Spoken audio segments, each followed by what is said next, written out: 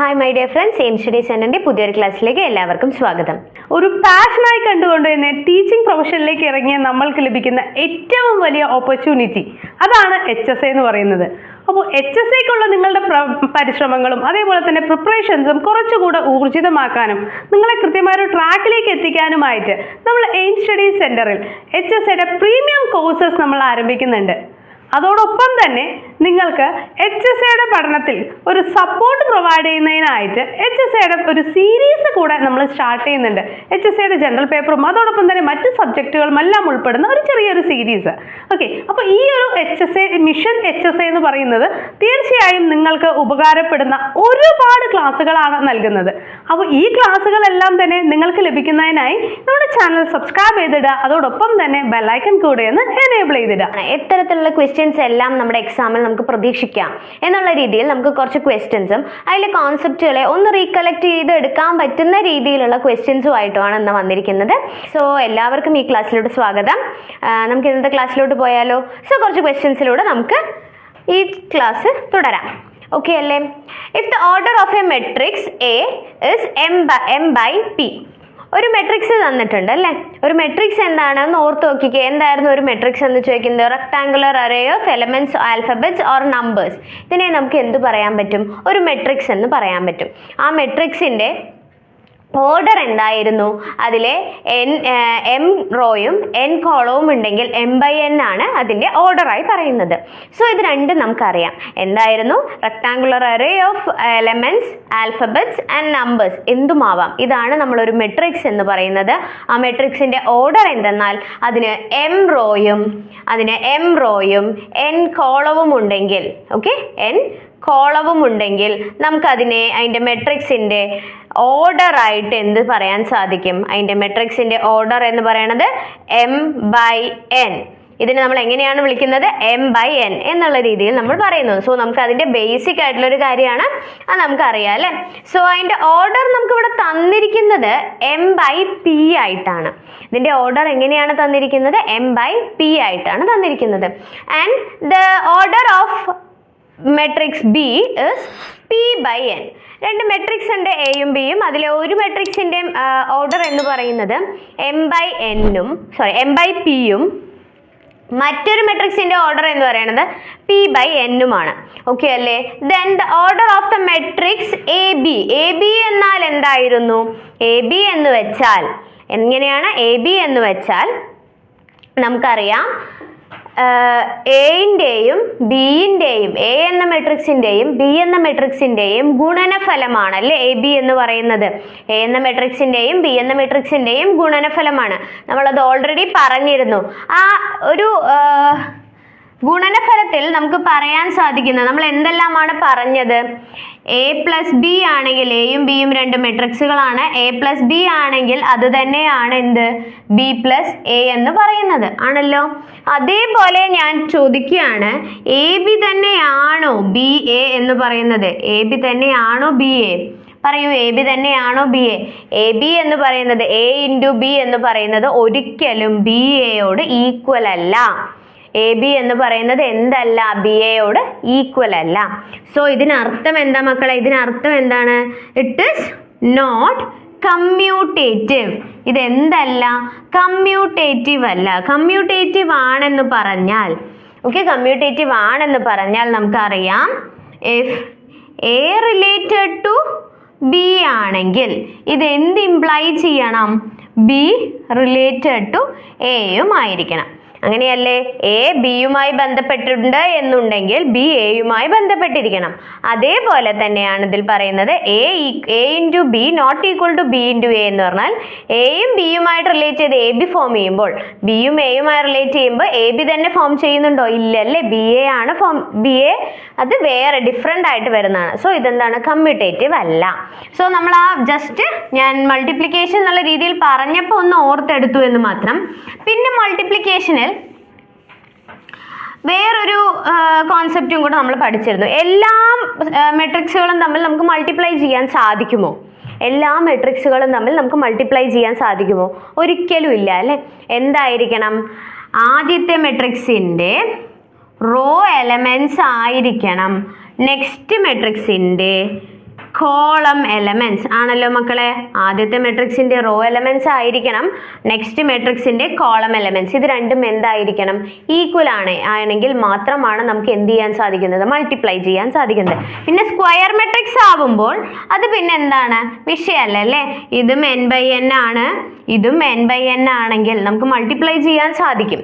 പക്ഷേ അങ്ങനെയല്ല എന്നുണ്ടാവുന്ന കേസുകളിൽ മാത്രം ആദ്യത്തെ റോ റോനോട് മറ്റേതിൻ്റെ കോളം ഈക്വൽ ആയാൽ മാത്രമാണ് എയും ബിയും തമ്മിൽ എന്ത് ചെയ്യാൻ സാധിക്കുന്നത്? മൾട്ടിപ്ലൈ ചെയ്യാൻ സാധിക്കുന്നത്.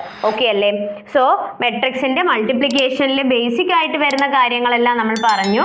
പിന്നെ അതിൻ്റെ മൾട്ടിപ്ലിക്കേറ്റീവ് ഐഡൻറ്റിറ്റി എന്താണ്? ഒരു മെട്രിക്സിൻ്റെ മൾട്ടിപ്ലിക്കേറ്റീവ് ഐഡൻറ്റിറ്റി എന്താണ് മക്കളെ? മൾട്ടിപ്ലിക്കേറ്റീവ് ഐഡൻറ്റിറ്റി എന്ന് പറയുന്നത് എന്തായിരുന്നു? മൾട്ടിപ്ലിക്കേറ്റീവ് ഐഡൻറ്റിറ്റി എന്ന് പറയുന്നത് ഞാൻ ഐ ആയി സൂചിപ്പിച്ചാൽ എന്താണ്? 1 0 0 1. ഓക്കെ അല്ലേ? ഇത് നമ്മുടെ മൾട്ടിപ്ലിക്കേറ്റീവ് ഐഡൻറ്റിറ്റി ആണ്, അല്ലെങ്കിൽ ഐഡൻറ്റിറ്റി മെട്രിക്സ് ആണ്.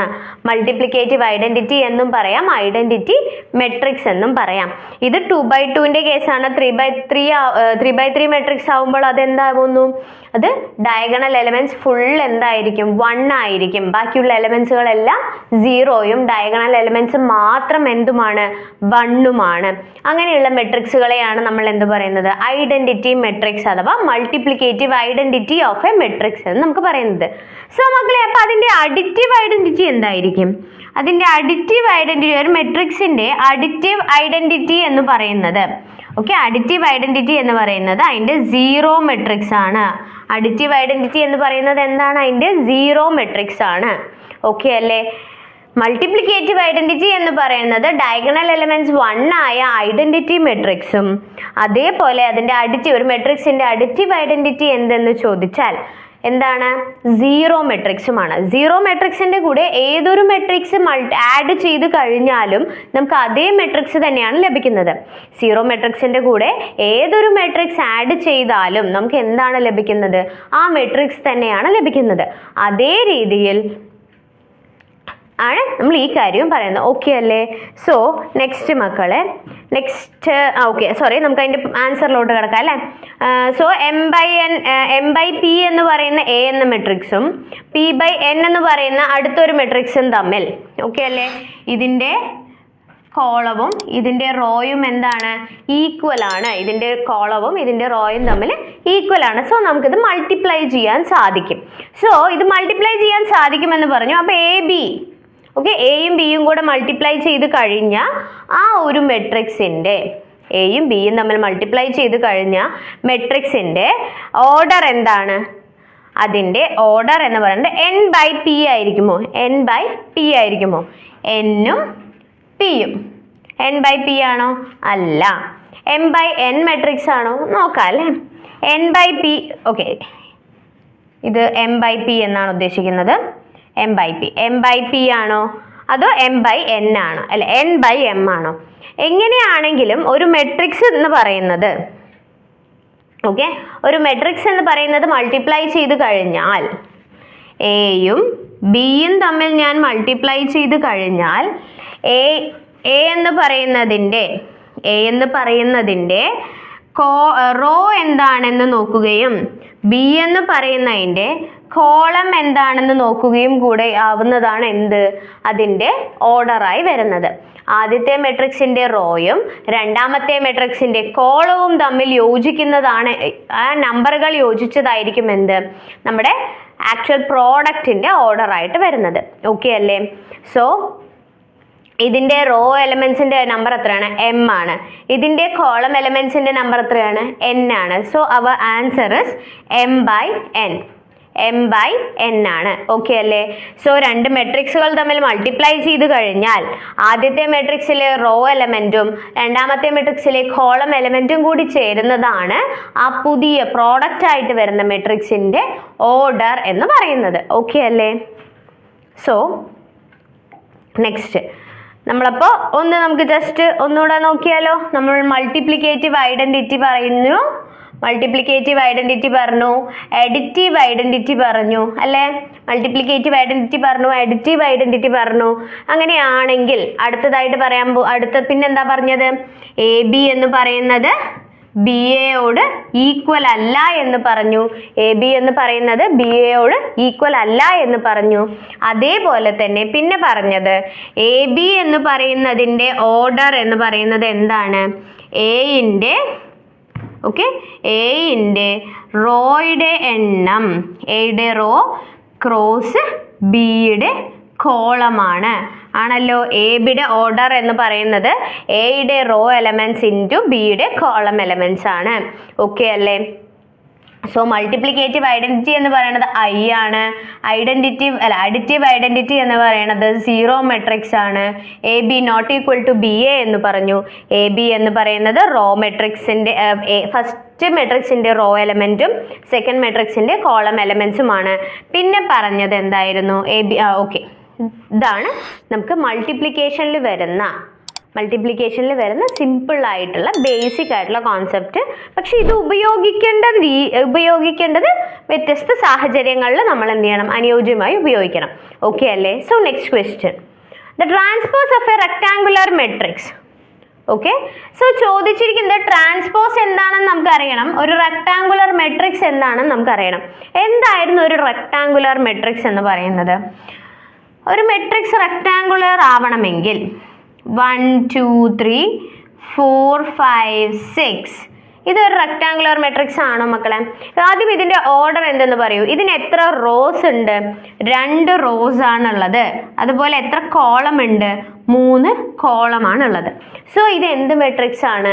ഒരു റെക്ടാങ്കുലർ മെട്രിക്സ് ആണ്. ഇത് എന്ത് മെട്രിക്സ് ആണ്? ഒരു റെക്ടാങ്കുലർ മെട്രിക്സ് ആണ്.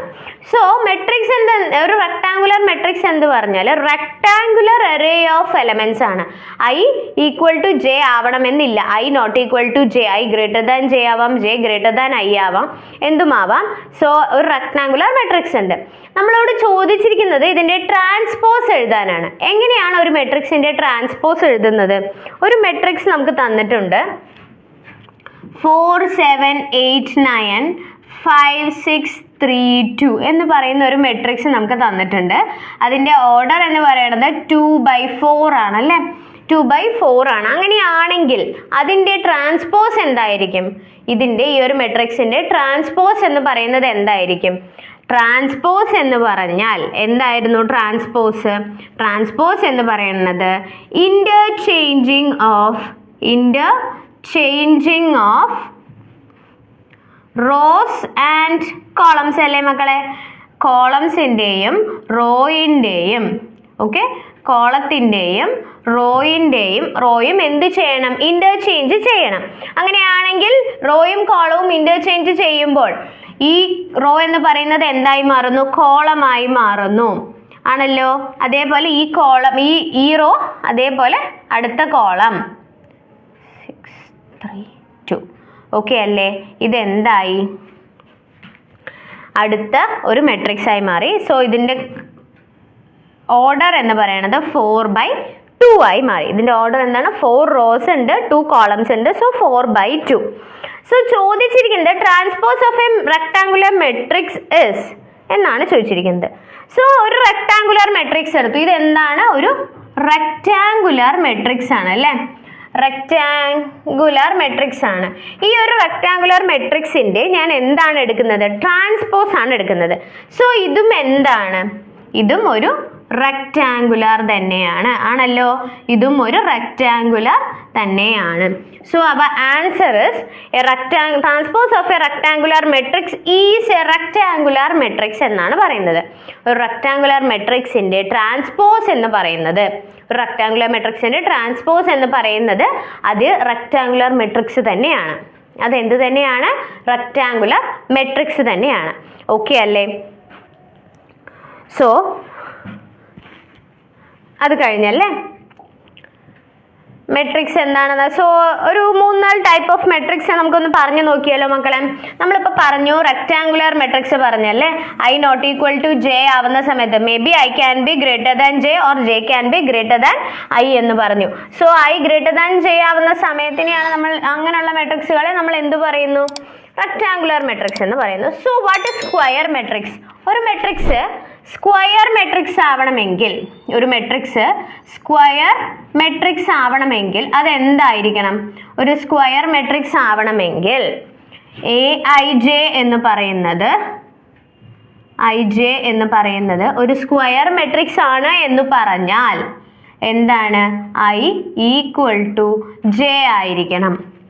Okay, I equal to J ആയിരിക്കണം. ദാറ്റ് ഈസ്, അതല്ലെങ്കിൽ m/n എന്നിട്ട് കഴിഞ്ഞാൽ m/n, m/n എന്ന് പറയുന്നത് അപ്പം m ഈക്വൽ ടു n ആണ്. ഈ ഒരു കേസിലാണ് നമുക്ക് എന്ത് പറയാൻ സാധിക്കുന്നത്? അതൊരു സ്ക്വയർ മെട്രിക്സ് ആണെന്ന് പറയുന്നത്. സോ അടുത്തത് ഞാൻ ചോദിക്കുന്നു, സിംഗിൾട്ടൺ മെട്രിക്സ് എന്താണ്? സിംഗിൾട്ടൺ മെട്രിക്സ് എന്ന് പറയുന്നത് എന്തായിരിക്കും? എ എന്ന് പറയുന്നത് ഒരു സിംഗിൾട്ടൺ മെട്രിക്സ് ആണെങ്കിൽ ഓക്കെ, ഇതിനർത്ഥം m equal to n equal to 1 ആണ്. m equal to n equal to 1 ആണ്. നെക്സ്റ്റ് എന്ത് മെട്രിക്സ് ആണ്? സിംഗിൾട്ടൺ മെട്രിക്സ് കഴിഞ്ഞു. ഇനി അടുത്തത് സീറോ മെട്രിക്സ് ആണെങ്കിൽ, സീറോ മെട്രിക്സ് ആണ് എന്ന് പറയണമെങ്കിൽ ഇങ്ങനെയല്ലേ, m/n. ഇതിനർത്ഥം where a element of matrix A ആണ് ആൻഡ് Aij എന്ന് പറയുന്നത് എന്തായിരിക്കും? 0 ആയിരിക്കും. For all i, j. ഏതൊരു i എടുത്താലും ഏതൊരു j എടുത്താലും അത് 0 തന്നെയാണെങ്കിൽ ആ മെട്രിക്സുകളെ നമുക്ക് എന്തു പറയാം? സീറോ മെട്രിക്സ് എന്ന് പറയാം. ഓക്കെ അല്ലേ? അടുത്തത് ഡയഗണൽ മെട്രിക്സ് ആണെങ്കിൽ, ഡയഗണൽ മെട്രിക്സ് ആണെങ്കിൽ ഡയഗണൽ മെട്രിക്സ് am/n ആണെങ്കിൽ എന്താണ് മക്കളെ? Aij equal to 0, diagonal entries equal to non zero where i equal to j. Okay, അതേപോലെ Aij equal to 0 if i not equal to j ആണല്ലോ. ഐയും ജെയും equal ആവുന്ന സമയത്ത് അത് 1ഉം അല്ല, അത് ഈക്വൽ ആവുന്ന സമയത്ത് നോൺ സീറോ എലമെന്റും ഐയും ജെയും ഈക്വൽ ആവാത്ത സമയങ്ങളിൽ 0വുമായി വരണം. എന്ന് വെച്ചാൽ 1 2 then 0 0. ഇതിന്റെ ഡയഗണൽ എൻട്രീസ് മാത്രമാണ് എന്ത് പറയുന്നത്? നോൺ സീറോ ആയി വരുന്നത്. അടുത്ത ഡയഗണൽ എൻട്രീസ് അല്ലാത്ത എലമെന്റ്സുകളൊക്കെ എന്താണ്? 0 ആണ്. സോ ഇതെല്ലാം എന്താണ്? ഇതിപ്പോൾ ഒരു 4 ടൈപ്പേ ഞാൻ പറഞ്ഞിട്ടുള്ളൂ. ഇത്തരത്തിൽ നമ്മൾ ഒത്തിരി ടൈപ്പ് ട്രയാങ്കിൾസ് എല്ലാം പഠിച്ചിട്ടുണ്ട്. ട്രയാങ്കിൾസ് എല്ലാം മെട്രിക്സുകളെല്ലാം നമ്മൾ പഠിച്ചിട്ടുണ്ട്. ട്രയാങ്കുലർ മെട്രിക്സ് പഠിച്ചിട്ടുണ്ട്, ഹെർമീഷ്യൻ മെട്രിക്സ് പഠിച്ചിട്ടുണ്ട്, സ്ക്യൂ ഹെർമീഷ്യൻ പഠിച്ചിട്ടുണ്ട്. അങ്ങനെ ഒരുപാട് മെട്രിക്സുകൾ നമ്മൾ പഠിച്ചിട്ടുണ്ട്. സോ അതെല്ലാം നമ്മൾ എന്ത് ചെയ്യണം? ഒന്നുകൂടെ റിവൈസ് ചെയ്ത് നോക്കിയിട്ട് വരിക. ഓക്കെ അല്ലേ? അപ്പോൾ ഈ പറയുന്ന HSAയും LPUPയും കേട്ടറ്റും അതോടൊപ്പം തന്നെ നിങ്ങൾ എഴുതുന്ന ഏതൊരു മത്സര പരീക്ഷകളായിക്കൊള്ളട്ടെ അതുമായി ബന്ധപ്പെട്ട എല്ലാ അപ്ഡേഷൻസും നമ്മളുടെ ഈ ചാനലിലൂടെ നിങ്ങൾക്ക് ലഭിക്കുന്നതാണ്. ഓക്കെ, അപ്പോൾ നമ്മുടെ ഫ്രീ വാട്സപ്പ് ചാനലിൻ്റെ ലിങ്കും അതോടൊപ്പം തന്നെ ഫ്രീ ക്ലാസ്സുകൾ ലഭിക്കുന്ന വാട്സപ്പ് ഗ്രൂപ്പിൻ്റെ ലിങ്കുകളും താഴെ കൊടുക്കുന്നുണ്ട്. അത് രണ്ടും ഒന്ന് നിങ്ങൾ ജോയിൻ ചെയ്ത് കഴിഞ്ഞാൽ നിങ്ങൾക്ക് വാട്സപ്പിലൂടെ തന്നെ നമ്മുടെ ഫ്രീ ക്ലാസ്സുകളും അതോടൊപ്പം തന്നെയുള്ള എല്ലാ എക്സാമുമായി ബന്ധപ്പെട്ട അപ്ഡേഷൻസും നിങ്ങളുടെ വാട്സപ്പിലൂടെ തന്നെ നിങ്ങൾക്ക് ലഭിക്കുന്നതാണ് കേട്ടോ. അപ്പോൾ മറക്കണ്ട, എത്രയും പെട്ടെന്ന് ജോയിൻ ചെയ്തോ, കൃത്യമായി തന്നെ പഠിച്ചു പോവാം. നല്ലൊരു റാങ്കിലേക്ക് എല്ലാവർക്കും നിങ്ങൾക്ക് എത്താനായിട്ട് സാധിക്കണം. അപ്പോൾ ഈ പറയുന്ന പഠനം നമ്മളുടെ HSAയുടെ പ്രിപ്പറേഷൻ എന്ന് പറയുന്നത് ഒരു കൃത്യമായ സ്ട്രാറ്റജീസോട് കൂടി കൃത്യമായ സപ്പോർട്ടോടു കൂടെ ആണെങ്കിലോ അല്ലേ, നമ്മളുടെ NCF 2005 പറഞ്ഞ പോലെ teacher should be A facilitator, അതേപോലെ തന്നെ ഷുഡ് ബി എ മെന്റർ എന്നൊക്കെ പറഞ്ഞ പോലെ ഒരു മെന്റർഷിപ്പോട് കൂടി ഒരു പ്രീമിയം കോഴ്സോട് കൂടി നിങ്ങൾ പഠിക്കാൻ തയ്യാറാണോ? കേരളത്തിൽ തന്നെ ടോപ്പ് റിസൾട്ടിൽ നിൽക്കുന്ന നമ്മുടെ എയിം സ്റ്റഡി സെന്ററിൽ HSAക്ക് വേണ്ടി നാച്ചുറൽ സയൻസിനെയും ഫിസിക്കൽ സയൻസിനെയും മാത്തമാറ്റിക്സിനെയും മലയാളത്തിനെയും ഇംഗ്ലീഷിനെയും സോഷ്യൽ സയൻസിനെയും എല്ലാം പ്രീമിയം കോഴ്സുകൾ നമ്മൾ ആരംഭിക്കുന്നുണ്ട് കേട്ടോ. അപ്പോൾ ഈ ഒരു കോഴ്സിന്റെ സവിശേഷതകൾ എന്ന് പറയുന്നത് സിസ്റ്റമാറ്റിക് സ്റ്റഡി പ്ലാനോട് കൂടി നമ്മൾ പഠിക്കുന്നു. റെക്കോർഡഡ് വീഡിയോ ക്ലാസ്സുകളും അതിന്റെ PDF മെറ്റീരിയൽസും നിങ്ങൾക്ക് നമ്മുടെ ശ്രീ ലേണിംഗ് ആപ്പിൽ അവൈലബിൾ ആണ്. ഓക്കെ, അതോടൊപ്പം തന്നെ SCRTയും NCRTയും ഡിഗ്രി ലെവൽ കണ്ടന്റുകളും ഉൾപ്പെടുന്ന ക്ലാസ്സുകളും അതോടൊപ്പം തന്നെയുള്ള PDF മെറ്റീരിയൽസും നിങ്ങൾക്ക് അവൈലബിൾ ആയിരിക്കും. അതേപോലെ തന്നെ വീക്ക്ലി റിവിഷൻ എക്സാംസും മോക്ക് ടെസ്റ്റുകളും മോഡൽ പരീക്ഷകളും അതോടൊപ്പം തന്നെ PYQ ഡിസ്കഷൻസും കറണ്ട് അഫയേഴ്സും പേഴ്സണൽ മെന്റേഴ്സിന്റെ സപ്പോർട്ടും ഫോളോ അപ്പും എല്ലാം വരുന്ന ഒരു പ്രീമിയം കോഴ്സാണ് നിങ്ങൾക്കിപ്പോൾ കേരളത്തിൽ തന്നെ ഏറ്റവും കുറഞ്ഞ ഫീസിൽ നൽകുന്നത്. അപ്പോൾ എത്രയും പെട്ടെന്ന് തന്നെ നമ്മുടെ പുതിയ കോഴ്സിലേക്ക് ജോയിൻ ചെയ്യാം. 9446537080 എന്ന നമ്പറിൽ ഇപ്പോൾ തന്നെ കോൺടാക്ട് ചെയ്തോ, നിങ്ങളുടെ സീറ്റ് ബുക്ക് ചെയ്തോ. അടുത്ത HSA നിങ്ങൾക്കുള്ളതാണ്. ഓക്കെ, അപ്പം ഞങ്ങൾ തരുന്ന സ്ട്രാറ്റജീസിനോടൊപ്പം തന്നെ ഹാർഡ് വർക്ക് ചെയ്യാൻ നിങ്ങൾ തയ്യാറാണ് എന്നുണ്ടെങ്കിൽ അടുത്ത വർഷം നിങ്ങളൊരു ഹൈസ്കൂൾ അധ്യാപികയാവും എന്നുള്ളത് മറക്കണ്ട. ഓക്കെ, ഒരു ഗവൺമെന്റ് സ്കൂളുകളിൽ ഹൈസ്കൂൾ അധ്യാപികയാവുക എന്ന് പറയുന്നത് നമ്മുടെ സ്വപ്നമാണ് അല്ലേ? അപ്പോൾ ഇനി അത് സ്വപ്നം മാത്രമല്ല, യാഥാർത്ഥ്യമാക്കാം എയിം സ്റ്റഡി സെന്ററിനോടൊപ്പം. അപ്പോൾ നമ്മുടെ ഇന്നത്തെ ക്ലാസ്സിലേക്ക് അടുത്തത് a matrix in which all the elements except at least one element in the diagonal are 0 is said to be എന്നാണ് ചോദിക്കുന്നത്. അതിലെ അറ്റ്ലീസ്റ്റ് ഒരു എലമെന്റ് എങ്കിലും ഡയഗണലിലെ ഒരു എലമെന്റ് എങ്കിലും expect at least one element in the diagonal in a square matrix which all the elements except the at least one diagonal element ഒഴികെ ബാക്കി എല്ലാം 0 ആയി കഴിഞ്ഞാൽ അതിനെ നമുക്ക് എന്തു പറയാൻ സാധിക്കും എന്നാണ് ചോദിക്കുന്നത്. ഇപ്പൊ നമ്മൾ ഡയഗണൽ എലമെന്റ്സ് ഒഴികെ അതിനെ എക്സ്പെക്ട് ചെയ്ത് കഴിഞ്ഞാൽ അതിനെ നമ്മൾ മാറ്റി നിർത്തി കഴിഞ്ഞാൽ ബാക്കിയുള്ളത് 0 ആയി വരുന്ന ബാക്കി എലമെന്റ്സ് എല്ലാം 0 ആയി കഴിഞ്ഞാൽ അത്തരത്തിലുള്ള മെട്രിക്സുകളെ എന്ത് വിളിക്കും എന്നാണ് ഇപ്പൊ ചോദിച്ചത്. നമ്മൾ തൊട്ട് മുന്നേ എന്താ മക്കളെ പറഞ്ഞ ഡയഗണൽ എലമെന്റ്സ് മാത്രം നോൺ സീറോ, ബാക്കിയെല്ലാം 0 ആയി കഴിഞ്ഞാൽ ആ മെട്രിക്സുകളെ നമ്മൾ എന്ത് മെട്രിക്സ് എന്ന് വിളിക്കുന്നു? ഡയഗണൽ മെട്രിക്സ് എന്ന് വിളിക്കുന്നു. ആ മെട്രിക്സുകളെ നമ്മൾ എന്ത് വിളിക്കുന്നു? ഡയഗണൽ മെട്രിക്സ് എന്ന് വിളിക്കുന്നു. ഓക്കെ അല്ലേ? സോ കോളം മെട്രിക്സ് എന്തായിരുന്നു?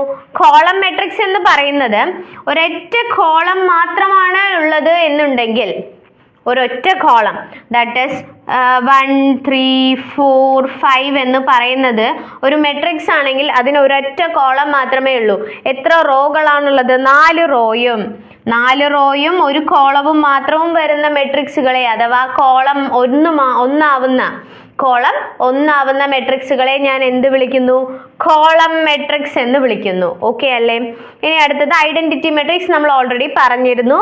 നൾ മെട്രിക്സ് ആൻഡ് സീറോ മെട്രിക്സും ഓൾറെഡി പറഞ്ഞു. ഐഡന്റിറ്റി മെട്രിക്സ് എന്താണ്? ഡയഗണൽ എലമെന്റ്സ് എല്ലാം 1 ആണ്.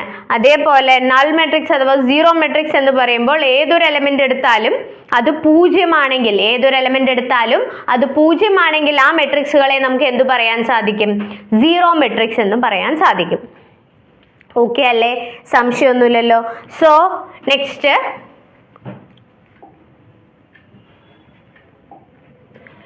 Question, in matrix column is denoted as, നമുക്കറിയാലേ കോളം എന്ന്